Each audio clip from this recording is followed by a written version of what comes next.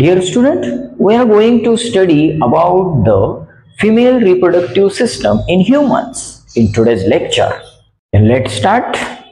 In female reproductive system, all the organs located inside the abdominal cavity. Abdominal cavity च्या inside म्हणजे आतमध्ये organs असतात, but in male reproductive system we have studied already. In male reproductive system, organs present outside the body. Present outside the abdominal cavity हे आपण study केलं होतं. Mail मध्ये testes वगैरे असतात, आउटसाइड द बॉडी असतात, but in this female reproductive system all organs located inside the abdominal cavity. इथपर्यंत clear असेल. Next one, look at the picture. Picture मध्ये बघितलं तुम्हाला लेबल केलेले वरती सगळं नावं दिलेलं आहे. इट इन्क्लूड, पिक्चर मध्ये पहा, इट इन्क्लूड पेअर ऑफ ओव्हरीज. ओव्हरीज जो अशा दिलेले आहेत, ओव्हरीज साइडला 2 ओव्हरीज, पेअरिंग मध्ये ओव्हरीज आहेत आणि 2 ओव्हिडक्ट्स इज देअर. ओव्हिडक्ट्स म्हणजे जसं पाईपलाईन स्ट्रक्चर दिसतो हँड सारखा, ओव्हरी पासून पूर्ण वजायना पर्यंत कनेक्ट झालेला आहे, तो काय ओव्हिडक्ट. आणि that is also known as fallopian tubes. त्याला दुसरं पण नाव आहे फॅलोपियन ट्यूब्स. आणि single uterus and single vagina, असे सिंगल आहेत. पेअरिंग मध्ये कोण आहे, ovary and oviducts are in pair. ते दोन पेअरिंग मध्ये आहेत. सिंपल डायग्राम मध्ये तुम्हाला तेवढं लेबल दिसतं. Next one, besides this diagram मध्ये मेन्शन केलेलं नाहीये, बट इन पेअर मध्ये एक ग्लँड असतो, which the name of that gland is Bartholin's gland. Bartholin glands असतं. It provide lubrication to the vagina. ते कुठं असतं, वजायनाचे जे वॉल आहेत, वजायनाच्या वॉल मध्ये बोथ साइडला एक पेअरिंग मध्ये जो असतो तो Bartholin glands. It is for lubrication. The function of Bartholin gland is protection and lubrication. Lubricate करणं म्हणजे तुम्हाला सांगितलेले already. Next one, it is very important. In female reproductive system, there are 2 openings. First one is urethral opening and second one is vaginal opening. What is the function of urethral opening? 2 opening आहे. One is urethral and second one vaginal opening. Urethral opening for what? Urethral opening for passing the urine. त्याच्यामधून urine pass होतो. म्हणजे त्याच्यामध्ये urine pass होण्यासाठी वेगळा मार्ग आहे. तसं मेल मध्ये बघितलं आपण, युरिन आणि स्पर्म एकाच वेग मधून ते पास होतात. युरिनोजेनायटल ऑर्गन मधून ते पास होतात. एकच होल होता. पण in female reproductive system 2 hole is there. One is pee hole and second vaginal hole. Vaginal opening, what is the function of vaginal opening? It is for menstruation. Second one, sexual intercourse, and third one for childbirth. हे vaginal opening मधून. आणि आपण जे first बघितलेले urethral opening मधून फक्त passing of urine pass होतो. तसं मेल मध्ये असे 2 सेपरेट होल नाहीयेत, ओनली 1 होल.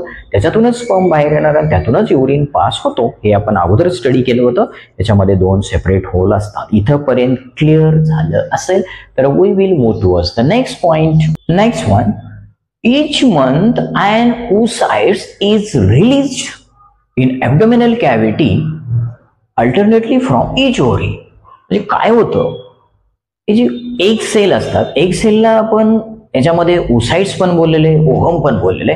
ते सिमिलर. हायर स्टँडर्ड मध्ये तुम्ही जाल तेव्हा त्याच्याविषयी वेगवेगळेपणा, डिफरन्स, काय डिफरन्स आहे त्याच्यामध्ये तुम्ही स्टडी कराल.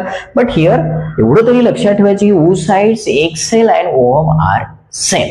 एवढं आता तरी फॉर 10th स्टँडर्ड. आता एवढंच लक्षात ठेवा. Okay. Each and every month मध्ये 1 एक सेल रिलीज होतो इन ॲब्डोमिनल कॅव्हिटी मध्ये, रिलीज होतो. क्लिअर? इथपर्यंत क्लिअर असेल. आणि अल्टरनेटली मीन्स आता समजा एक ओरी आहे, एका ओरी मधून या मंथ मध्ये, फॉर एक्झाम्पल जून मध्ये ओरी फर्स्ट ओरीज मधून जर रिलीज झाला तर जुलैमध्ये सेकंड ओरीज मधून एक सेल रिलीज होणार आहे. Egg cell means ovum or oocytes. Okay, clear? इथपर्यंत अल्टरनेटचा मिनिंग कळला. एकदा इकडून दोन्ही एक साथ रिलीज होणार नाहीयेत. Simple.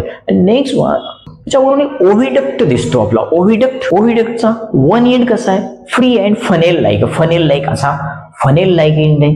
Free end of oviduct is funnel like असा दिसतो. ओव्हरीला असा पकडून ठेवलेला आहे. And opening is present in the center of that funnel like oviduct. त्याच्या सेंटर मध्ये एक ओपनिंग आहे.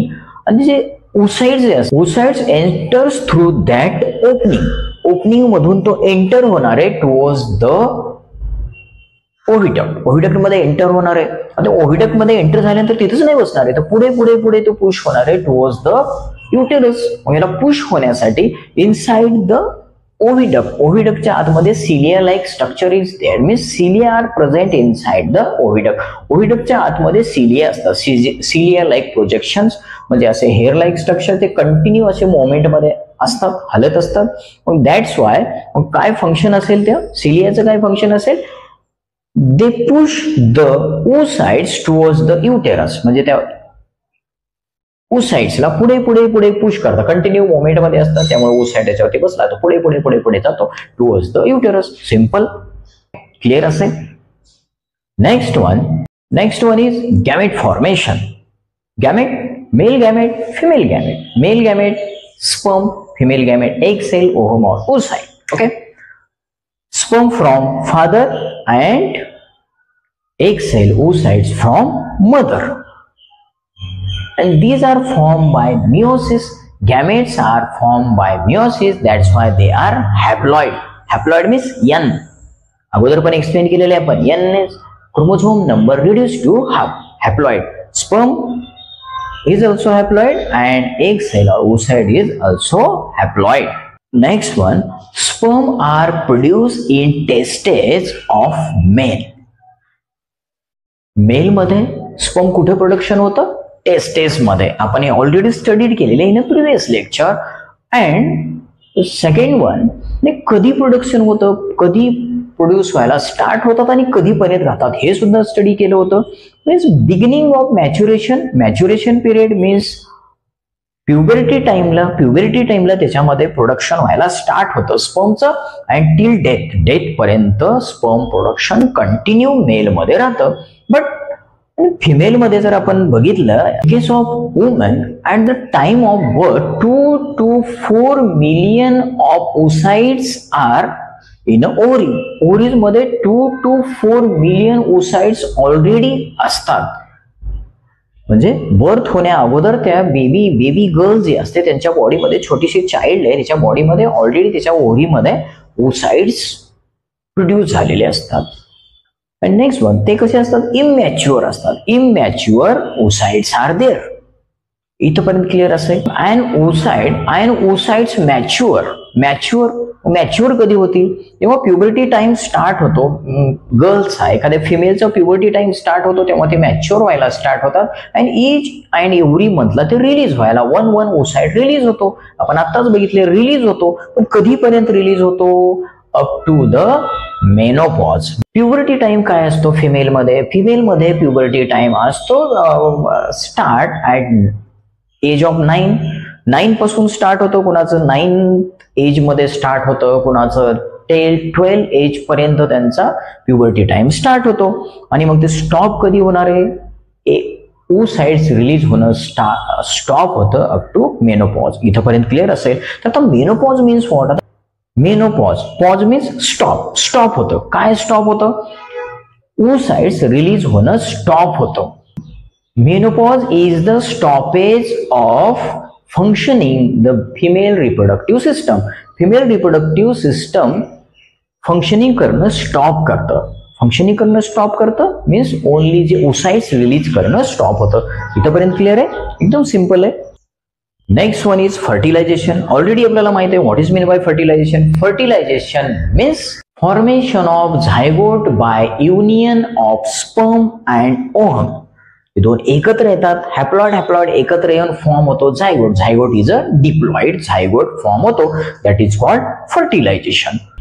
In human fertilization is internal process. Internal बॉडीच्या आतमध्ये होतं fertilization. Next one, semen is deposited in the vagina during intercourse means during sex. काय होणार आहे, वजायना मध्ये सीमन डिपॉझिट होतो, म्हणजे सीमन एंटर होतो इनसाइड द वजायना.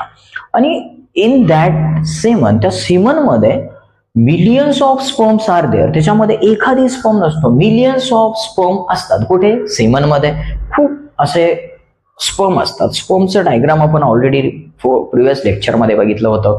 मग ते स्विम करतात टुवर्ड्स द वजायना पासून, वजायना टू युटेरस टू ओव्हिडक्ट, त्याची अशी एंट्री जर्नी स्टार्ट होते. अगोदर तो खूप जर्नी करून आलेला असतो मेल रिप्रोडक्टिव्ह सिस्टम मध्ये 6.5 मीटर जर्नी, आणि परत इथं त्याला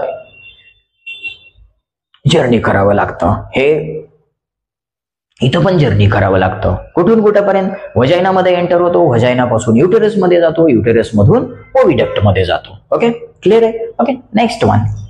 अँड एवढे यांच्यामध्ये कॉम्पिटिशन आहे. Only one sperm unite with oocytes, आणि एवढ्यामध्ये फक्त वन, किती मिलियन्स ऑफ स्पर्म एंटर झालेले आहेत आतमध्ये. त्यांच्यापासून पण कॉम्पिटिशन, त्यांच्यामध्ये पण कॉम्पिटिशन आहे. Only one sperm is unite with oocyte, फक्त वन ओसाइट्स बरोबर युनाइट होतो आणि झायगोट फॉर्म करतो. बाकीच्या स्पर्मची डेथ होते, मरून जातात. कशी मरतात? इन व्हजायना ऍसिडिक कंडिशन असते, व्हजायनामध्ये ऍसिडिक कंडिशन असते, त्याच्यामुळे पण काही मरतात.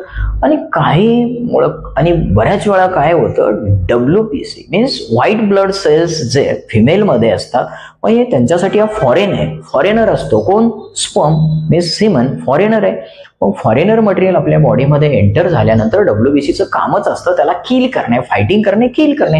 अशामध्ये सुद्धा बरेचसे स्पर्म किल होतात, मरतात, डेथ होते. मग त्यापैकी कुठला तरी एखादी जो स्ट्रॉंग आहे तोच काय करतो, युनाइट होतो विथ एग सेल. क्लिअर असेल?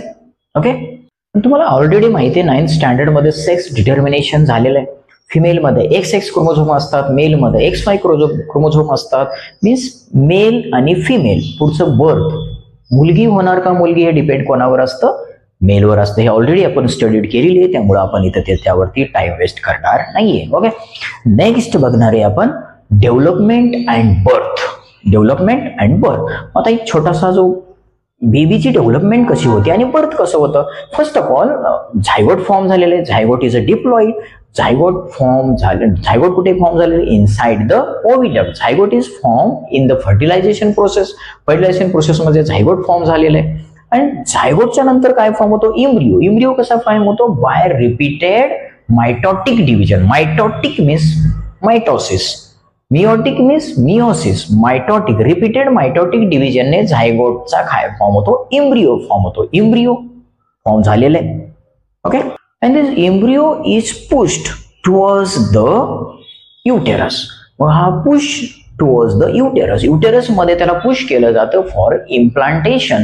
म्हणजे तिथं आल्यानंतर युटेरसच्या वॉलला तो चिपकून बसतो, इम्प्लांटेशन होतं. म्हणजे तिथून त्याची ग्रोथ स्टार्ट होते, डेव्हलपमेंट स्टार्ट होते up to the 9th month पर्यंत त्याच्यामध्ये ग्रोथ अँड डेव्हलपमेंट व्हायला स्टार्ट होतं. इम्ब्रिओ म्हणजे छोटासा, जसं मराठीमध्ये आपण त्याला काय म्हणतो, भ्रूण, छोटासा.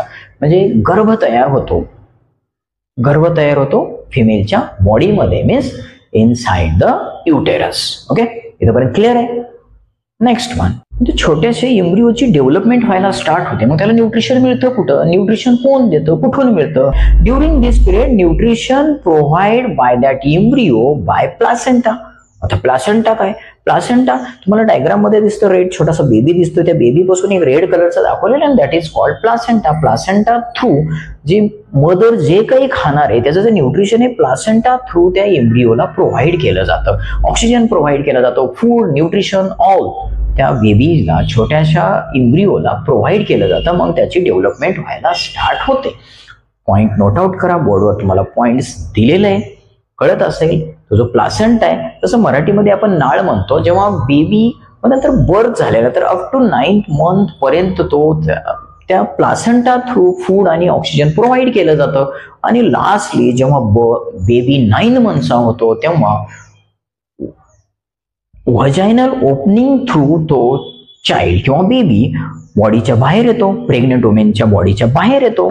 मग आल्यानंतर त्यांचं जे प्लासेंटा आहे, जो आहे, जी नाळ वगैरे म्हणतो ना आपण, नाळ, ती कट केली जाते. ओके, सिंपल आहे, कळलं असेल. बर्थ ऑफ चाइल्ड, असा गोंडस बाळ जन्माला येतो. We have completed female reproductive system, gamete formation, fertilization and development and birth here. आज बघितलेल्या टॉपिक मध्ये इम्पॉर्टंट काय, diagram is very important. It will ask for 2 marks. 2 मार्क्ससाठी कधी कधी विचारले जाते, कधी कधी 5 मार्क्सचा question, most of the time 5 मार्क्सचा क्वेश्चन फिमेल रिप्रोडक्टिव्ह सिस्टमवर आलेला आहे. That's why focus on this point. चांगली तयारी करा, इम्पॉर्टंट आहे. In next lecture we will study about the menstrual cycle. Thank you so much for watching.